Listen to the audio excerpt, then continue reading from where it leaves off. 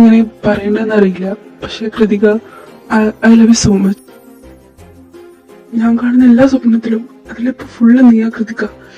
താൻ എങ്ങനെയാണോ അതേപോലെ തന്നെ അക്സെപ്റ്റ് ചെയ്യാൻ ഞാൻ റെഡിയാ. I love you so much. തന്റെ റിപ്ലൈ എന്തായാലും അത് പറയാൻ മടിക്കരുത്. ആലോചിച്ച് സാവധാനം പറഞ്ഞാൽ മതി. എന്തുത്തരായാലും പറയാൻ മടിക്കണ്ട. എങ്ങനെയായാലും ഞാൻ സ്വീകരിച്ചോളാം. ഉത്തരം കിട്ടാനത്ര കാത്തിരിക്കേണ്ട ആവശ്യമൊന്നുമില്ല. എനിക്കും ഇതേ കാര്യം തന്നെ അർച്ചനയോട് പറയാനുണ്ടായിരുന്നു. കൃതിക, തനിക്കും എന്നെ ഇഷ്ടമാണോ? എനിക്കിതൊന്നും വിശ്വസിക്കാനേ പറ്റുന്നില്ല. എനിക്കും ഇഷ്ടം. I love you to.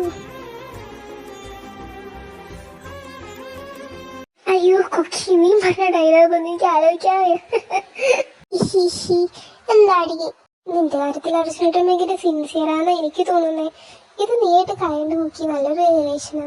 അർച്ചനേട്ടൻ ഇട്ടിട്ട് പോകാത്ത കാലത്തോളം ഞാൻ അർച്ചനേട്ടനെ സ്നേഹിക്കും. നടക്കട്ടെ.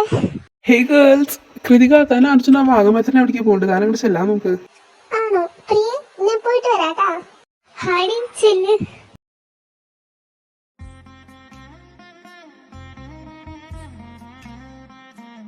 അർച്ചനേട്ടാ. ആ വന്നു.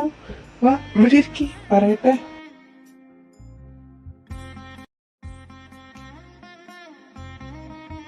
എന്റെ പ്രിയോട് പറഞ്ഞു ഇന്നലെ നടന്ന കാര്യമൊക്കെ. ആ ഓളോടാ ഞാൻ ആദ്യം പറഞ്ഞേന്ന് പറയ കളിയൊക്കെ ചെയ്തെങ്കിലും ബ്ലസ് ചെയ്തു. ഞാന് ചെറുതായിട്ട് വീട്ടിലൊന്ന് സൂചിപ്പിച്ചിട്ടുണ്ട്. അയ്യോ എന്നിട്ട് ഇത്ര പെട്ടെന്ന് പറഞ്ഞേ? എന്നിട്ട് എന്താ പറഞ്ഞേ? എന്നെ ഇഷ്ടായോ? ഏയ്, എല്ലാം കൂടെ ഒറ്റ ശബ്ദത്തിൽ ചോദിക്കാതെ പതുക്കെ ചോദിക്കാം. നമുക്ക് ഒരുപാട് സമയം ഉണ്ടെങ്കിൽ. അത് പെട്ടെന്ന് കേട്ടാ ഷോക്കില് ചോദിച്ച ചോദ്യങ്ങൾ എണ്ണം കൂടിപ്പോയത് ഞാൻ മനസ്സിലാക്കിയില്ല. അതൊന്നും കുഴപ്പമില്ല. വീട്ടിലെ അമ്മയ്ക്കും അച്ഛനൊന്നും വലിയ കുഴപ്പമൊന്നുമില്ല. ഇഷ്ടായിന്നാ പറഞ്ഞേ. ശരിക്കും? ശരിക്കും. കല്യാണമൊക്കെ കഴിഞ്ഞിട്ട് വേണം ഒന്ന് നടുന്ന് വർത്താൻ.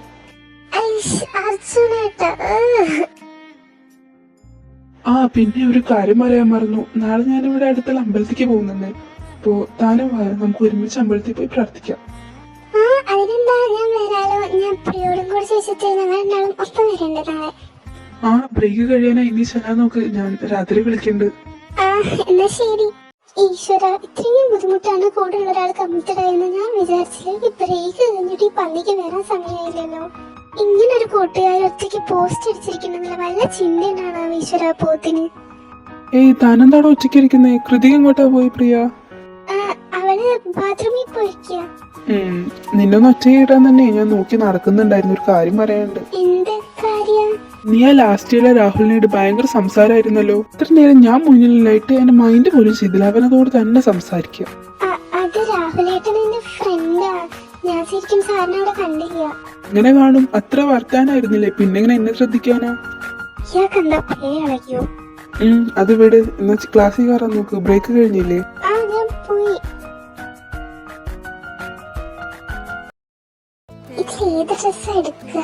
എന്തായാലും ആദ്യമായിട്ട് പോവല്ലേ, സാരി എടുത്തു പോയി അച്ഛനോട് ഒന്നുകൂടി ഇംപ്രസ് ചെയ്യാം.